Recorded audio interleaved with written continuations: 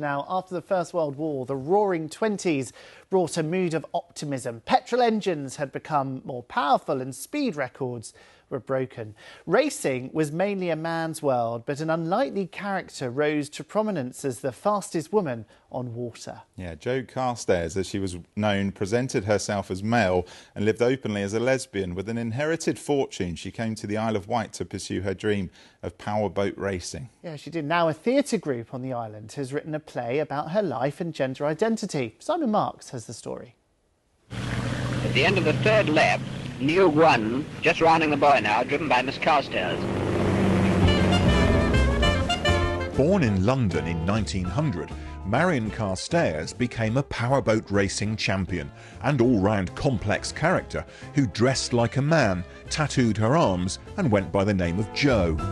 In the 1920s, the press referred to Joe as the fastest woman on water, and she became famous for her lavish lifestyle, funded by a fortune she'd inherited from her family's interests in an American company called Standard Oil, which we now know as Esso.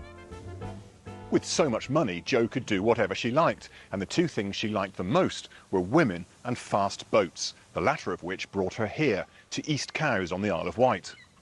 Back then, this was the location of the Saunders Boatyard. Today, it's the Classic Boat Museum, with an exhibition dedicated to Jo Carstairs.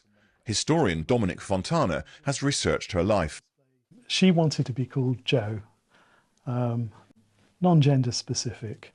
She had a very hard start in life with a very dysfunctional mother, and her mother, when hearing about Jo's love life, disapproved tremendously and said that she was going to disinherit her.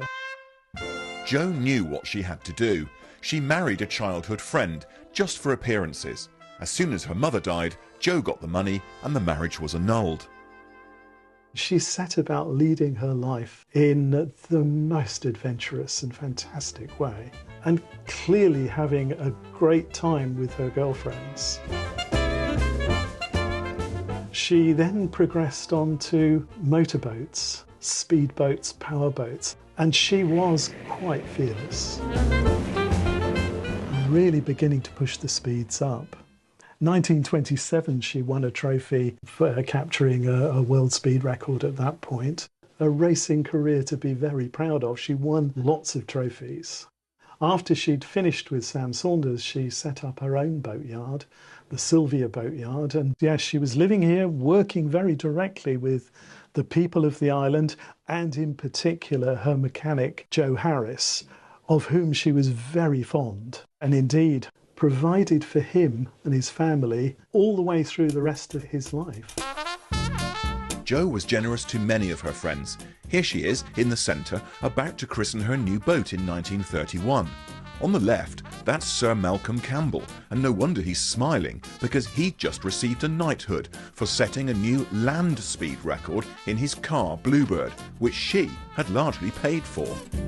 After finishing with the racing, she went off on a world tour, discovered an island in the Bahamas, Whale Key, and so she bought it. Jo stayed in the Bahamas, throwing parties for her celebrity friends and her many lovers until 1975, when she moved to Florida. And it was there that she died, aged 93. I was a lonely boy with strength no joy. But now the story of Jo and her gender identity has caught the attention of Isle of Wight theatre company StoneCrabs. You've taken this amazing character and you've turned her into a play. Of course you have. Play with music. A play with music, yes. We were researching the queer history on the island, and we came across Joe Carstairs. I'm queer, non-binary, and I look at someone like Carstairs. You know, are they non-binary? How they identify themselves now, which we are in a different culture? And I thought, I need to make this into a show. Who is the real Joe Carstairs? An enigma, one who can lose and learn and come back.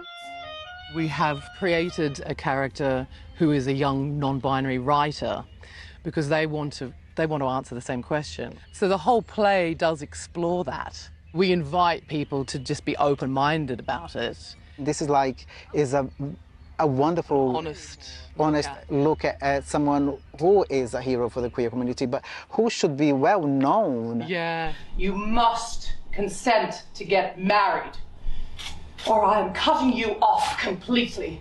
So if people come to see this play, what's the takeaway message? To realise that these struggles are still current for people now. Silenced! For what? For daring to speak up and show up against the hate crimes? We cannot silence people just because we don't like them. Joe Carstairs, the Isle of Wight's defiant, flamboyant speed champion, who continues to inspire. Simon Marks, BBC South Today. And you can see that show from the 3rd to the 5th of July at Key Arts. OK.